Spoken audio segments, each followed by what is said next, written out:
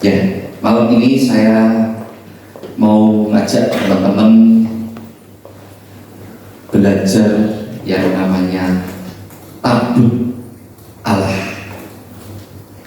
Wah, ternyata jamnya mati itu tadi.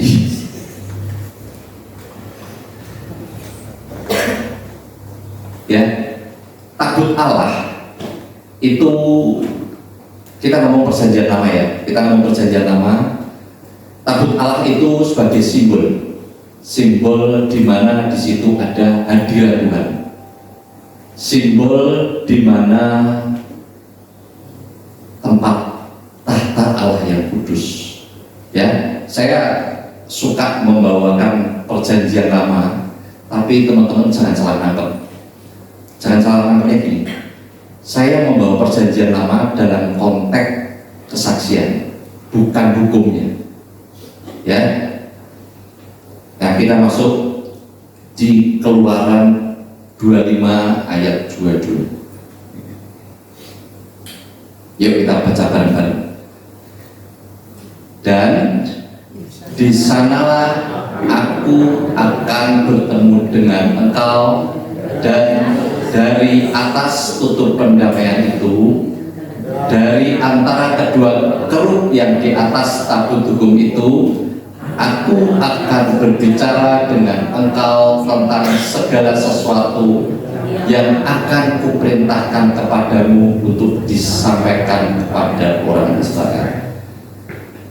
Maksudnya gini saudara, ini Tuhan ngomong, ditampilin aja enggak apa-apa ayatnya dulu. Jadi ini Tuhan ngomong setelah dia ngasih spek-speknya tentang tabut Allah itu. Tabut Allah itu harus begini, panjangnya sekian, lebarnya sekian, harus ada cincinnya, harus ada tiangnya, harus. Setelah dikatakan itu semua, endingnya Tuhan berbicara seperti ini.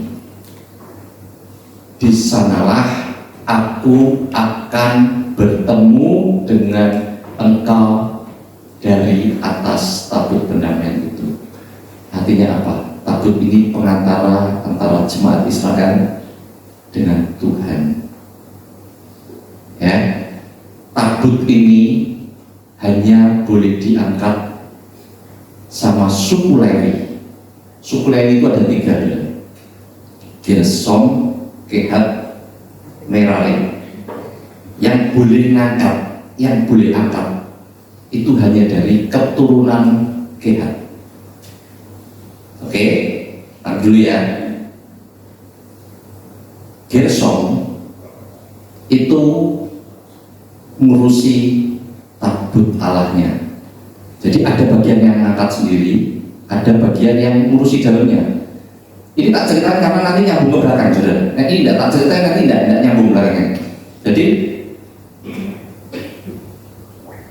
Gersom itu keturunan dari Harun.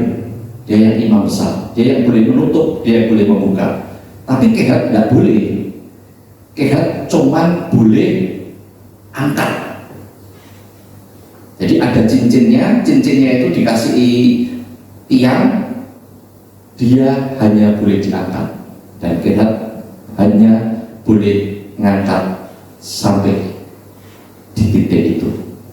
Ya, nah, saya mau menceritakan perjalanan tabut Allah ini selama dan sampai akhirnya, supaya apa? Supaya kita ngerti cara memandang kita tentang yang namanya hadirat Tuhan.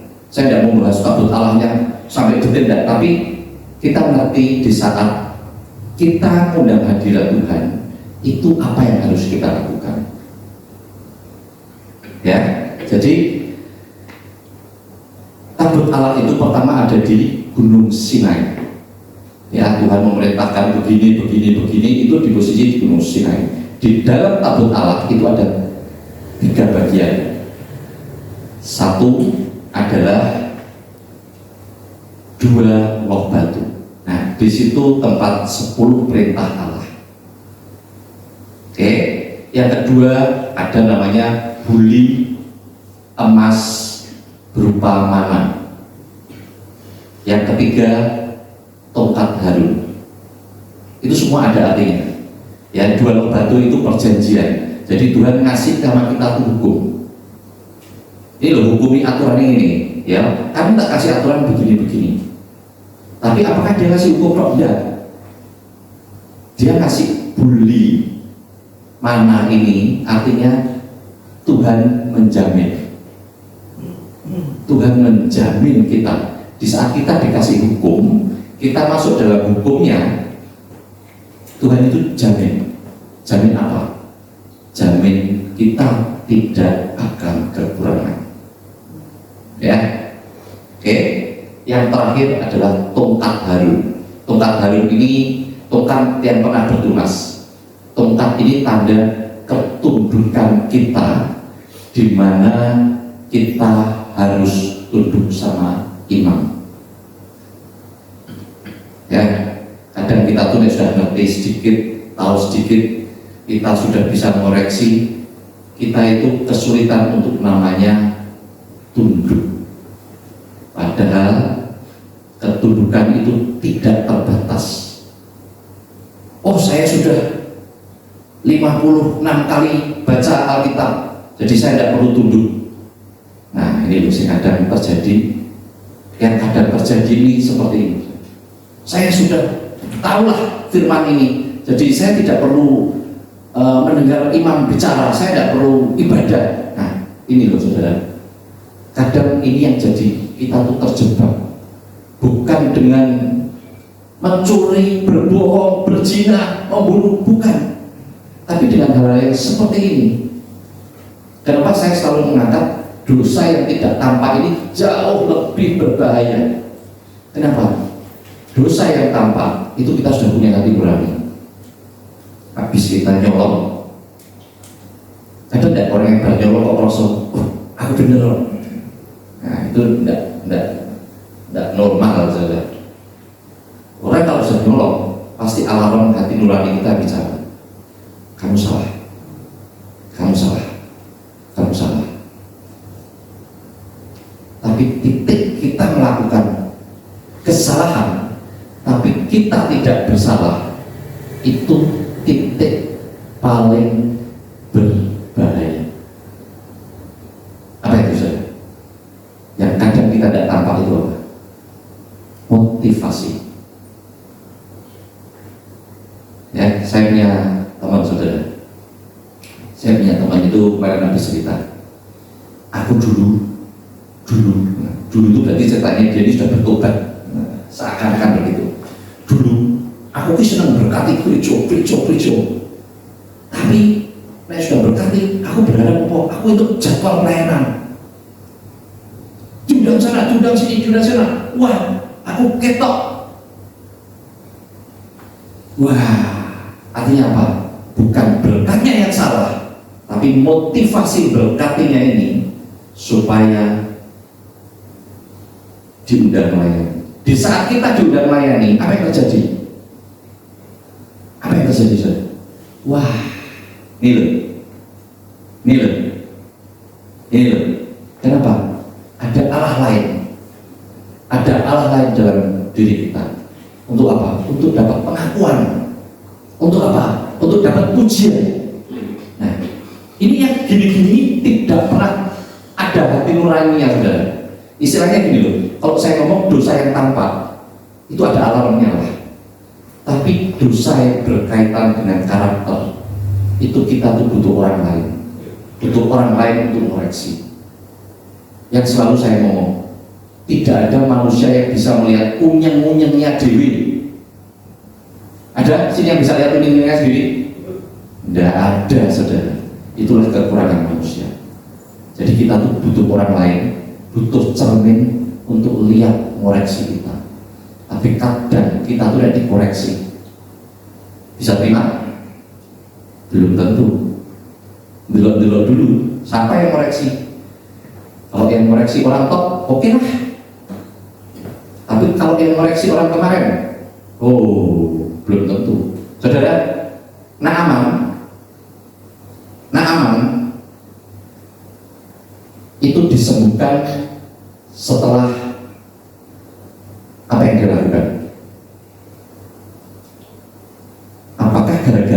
Elisa yang menyembuhkan dia? Apakah setelah dia disuruh Elisa dia melakukan? Tidak. Ada tiga orang yang berpengaruh dalam kesembuhan Naaman. Satu, dia punya seorang gadis tawanan di dalam rumahnya. Waktu Naaman ini habis perang, dia dapat seorang perempuan tawanan. Perempuan ini ngomong sama dia. Perempuan ini jadi budak di tempat dia. Di Samaria ada seorang nabi yang bisa menyembuhkan. Akhirnya apa? Dia nurut. Yang ngomong ini seorang budak. Ingat ya, budak yang ngomong. Setelah Elisa nyuruh apa? Beredep. Lakukan enggak? Enggak lagi, dia tidak lakukan. Dia melakukan setelah pegawainya dia. Lah nek angel yo pantes kok nek gampang masuk Tuhan tidak mau sih, baru mau. Akhirnya berarti siapa yang menyembuhkan? Bukan cuma Elisa. Kalau cuma Elisa kok dia tidak cegur saudara, dan dia tidak sembuh. Artinya apa? Ada orang-orang yang tidak tampak tapi andil dalam kesembuhan dia. Satu, gadis Samaria tawanannya. Satu lagi pegawainya. Tuhan bisa pakai siapapun untuk mengoreksi kita. Oke? Jangan hanya kita, wah orang top baru mau dengar. No. Bisa siapapun dipakai Tuhan untuk mengoreksi kita. Ya, kita balik lagi ke tabut Allah. Setelah di Gunung Sinai, tabut Allah ini berjalan 40 tahun di padang gurun. Di padang gurun dia selalu ada di depan barisan orang Israel, di mana tanda Tuhan memimpin perjalanan mereka. Oke, setelah ganti ke Yosua, tabut Allah ini mulai menunjukkan mujizatnya. Mujizat apa? Waktu ganti Yosua, tabut Allah dibawa menyeberang sungai Yordan. Imam yang membawa tabut Allah begitu kena air sungai Yordan, airnya langsung naik. Ya, ini mujizat pertama di mana tabut Allah mulai menunjukkan mujizatnya. Terus kedua, tembok Yeriko. Di saat tembok Yeriko ini dikelilingi tabut Allah yang ketujuh juga, dan tentunya dengan sorak-sorai dan yang lain-lain. Spektakuler lagi terjadi saudara. Apa itu? Tembok Yeriko runtuh. Oke. Artinya orang bisa melihat sesuatu yang wow ini dari sudut yang salah. Oke. Setelah lama di situ, setelah Yeriko, akhirnya tabut Allah ini balik ke Kemah. Selama bertahun-tahun, mulai zaman hakim-hakim itu mulai banyak Israel berdosa dan lain-lain. Suatu ketika suatu ketika bangsa Israel ini mau perang sama Filistin. Apa yang terjadi? Israel ini takut saudara. Begitu takut, dia apa yang terjadi? Wes, aku tak ambil tabut Allah, diajak perang. Kita bawa tabut Allah ini buat perang.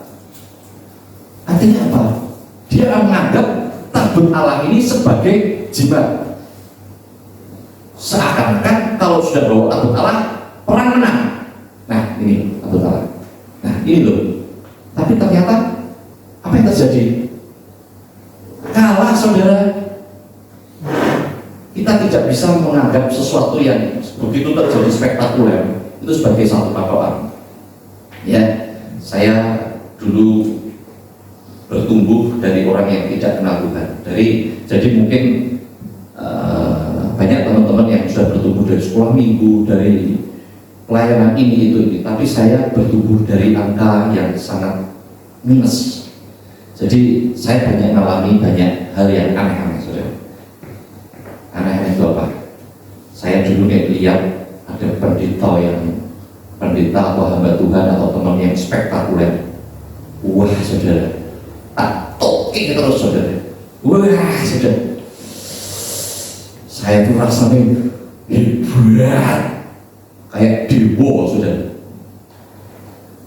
Ini suatu ketika ada teman dari Sumatera datang. Dia punya karunia luar biasa, tajam luar biasa. Dia datang Semarang hari ini, besoknya jalan. Itu jalan itu ngomong, sebentar. Kemarin ada yang jatuh di sini siapa ya? Padahal dia hari ini baru nginjek Semarang. Panggil satpamnya, Pak, siapa yang kemarin jatuh di sini? Oh iya, kemarin ada yang patah kakinya di sini, bla. Wih, saya lihat gitu tuh rasanya, gimana sopo dewon. Tahu sudah. Jadi saya melihat sesuatu yang spektakuler. Itu waktu itu luar biasa.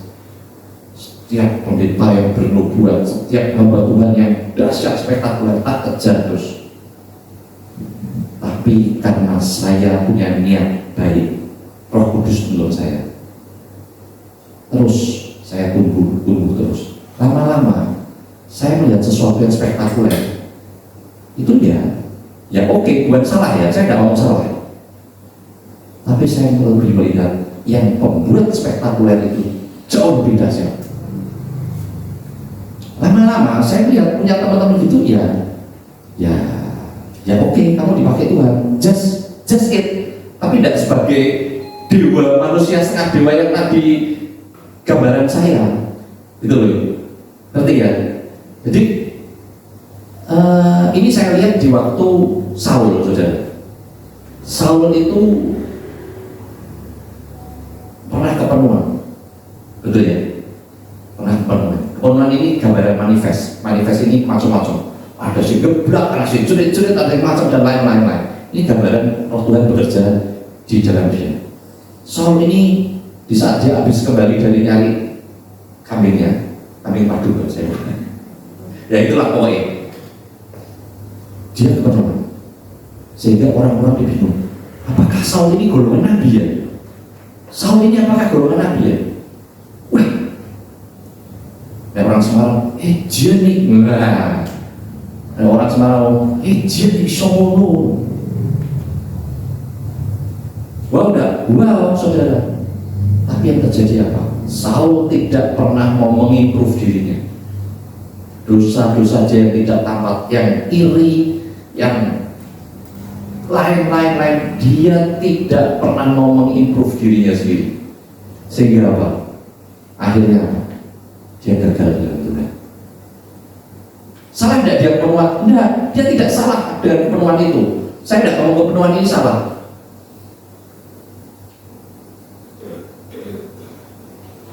Saya tidak ngomong kepenuhan ini salah, tapi saya ngomong kalau kita melihat spektakulernya ini tidak melihat Tuhannya, ini menjebak kita. Kita ini kejebak. Oh ya sama tok wis, udah batas kita cuma melihat setengah dewa ini. Sekarang pertanyaan saya, apa mau teman-teman cuma dulu setengah dewa ini sudah gede-gede? Rugi saudara. Kita harus lihat siapa yang bisa membuat jadi setengah dewa itu yang jauh beda siapa. Oke? Sampai mana tadi? Sampai pelatih saya. Nah, balik lagi ke tabut Allah. Setelah tadi spektakuler 2 kali di Yeriko, akhirnya setelah kalah setelah kalah perang sama Filistin tadi, akhirnya tabut ini diambil orang Filistin. Diambil orang Filistin sudah. Di Filistin jadi masalah, jadi penyakit, jadi borok dan lain-lain. Akhirnya orang Filistin ya balik ngopo ini tidak jadi berkat. Dia berpikir, wah ini dia mengawal orang keluar dari Mesir, wah dahsyat iso nembok, ngancurkan tembok. Dia berpikir seperti itu. Tapi ternyata begitu di tangan dia, ini barang ini orang jadi berkat ya. Kenapa? Karena dia tidak tahu apa yang harus dia lakukan dengan yang namanya tabut Allah. Oke? Setelah itu apa yang terjadi? Balik. Akhirnya tabut Allah ini dikembalikan ke Israel, saudara. Ya. Setelah dikembalikan ke Israel, tabut Allah ini 20 tahun ada di tempat rumahnya Abinadab. Abinadab ini seorang Lewi, tapi Alkitab tidak mencatat dia dari suku apa. Ya, Abinadab ini adalah ayah dari Usa. Usa ini nanti mencolok malah. Jadi gini, saudara. Setelah sekian tahun di rumah Abinadab, Daud ini ingin bawa yang namanya tabut Allah pulang ke Yerusalem. Oke, sampai zamannya Daud, tabut Allah ini mau dibawa ke Yerusalem sama Daud, diambil, dinaikkan kereta. Waktu jalan, sapi pak kebo ya, saya lupa. Tidak, sapi kebo itu lembu, lembunya itu tergelincir, sehingga apa? Usa berusaha megang tabut Allah, akhirnya dia mati. Pertanyaannya, apa kesalahan Usa? Pertama, dia megang namanya tabut Allah. Dia berusaha menolong Tuhan. Ya, ini aturan ketetapan, dia tidak boleh megang tabut Allah. Tapi sebetulnya sebelum itu ada kesalahan yang lebih fatal lagi. Apa? Kita lihat sudah, tabut Allah ini tadi saya ngomong harus dibawa orang kehat. Tapi waktu Daud bawa, itu tidak dipanggul, ditaruh di atas kereta. Artinya apa? Tidak sesuai ketetapan Tuhan. Tuhan mau hadirat Tuhan itu ditaruh di atas bahu kita, bukan ditaruh di kereta. Nanti kadang kita beban-beban pelayanan itu kita kasih orang lain, kita suruh orang lain, padahal Tuhan suruh taruh di tempat kita. Apa yang terjadi? Mati Usa. Dan saudara, inilah kenapa Usa mati. Ya, dua hal yang saya tangkap dari seorang Usa. Dia tidak taruh di panggulnya dan dia memegang tabut Allah. Itu tidak boleh ketetapan itu. Oke, lanjut. Begitu Usa mati, orang takut semua sama namanya tabut Allah ini. Akhirnya apa? Tabut Allah dibawa ke rumahnya Obed-Edom. Obed-Edom di Alkitab tercatat orang Gad.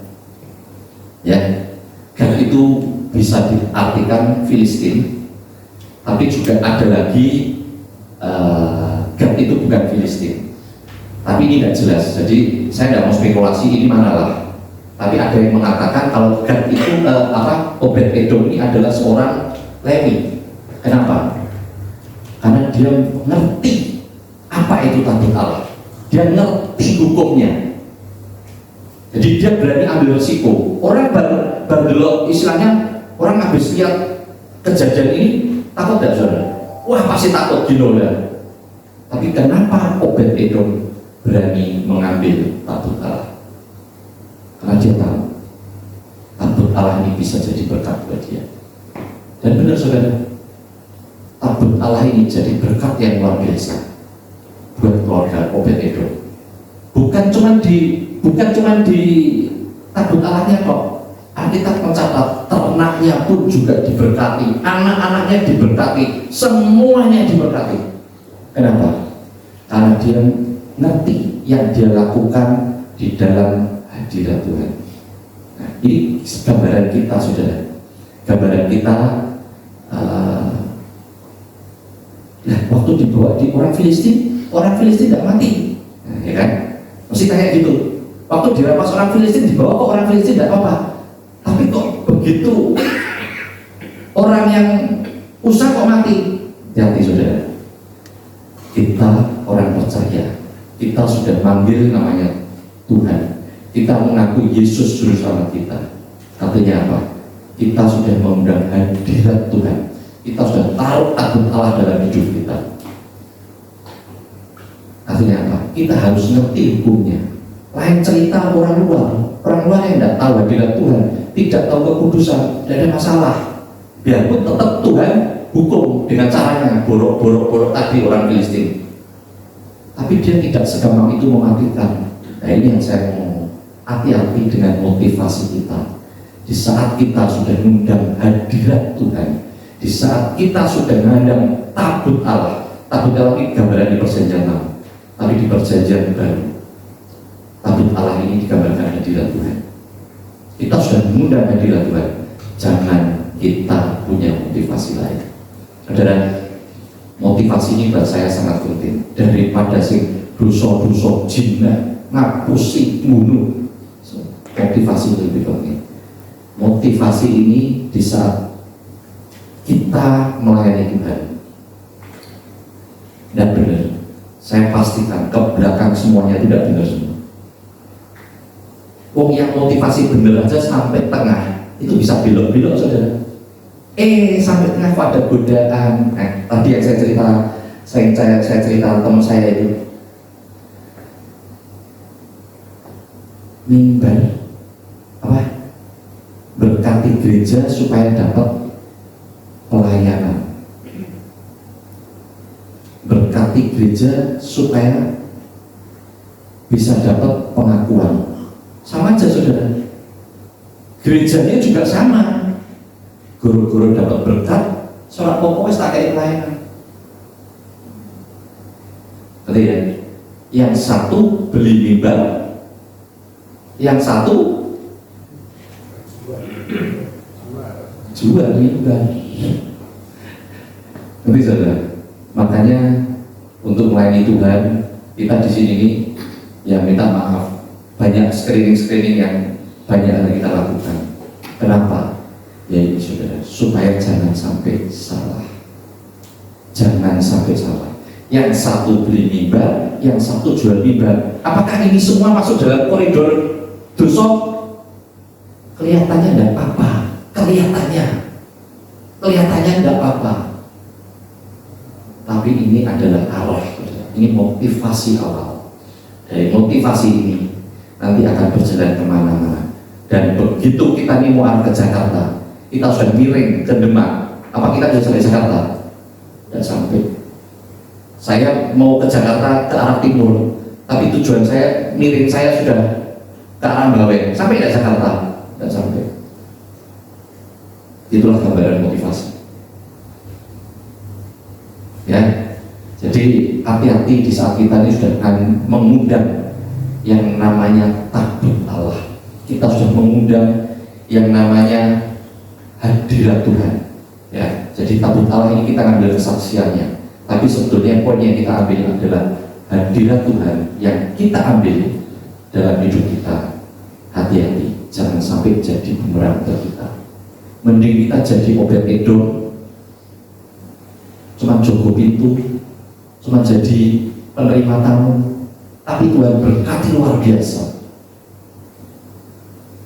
Hubungannya apa? Ya itulah cara Tuhan, ya itulah hati Tuhan. Ya, jadi jangan terpaku dengan wah, nek manusia kan sing sensasional, sing wow ini yang jadi satu patokan. Tapi apakah betul yang di dalam Tuhan yang seperti itu? Nah, ini yang saya ajak teman-teman belajar.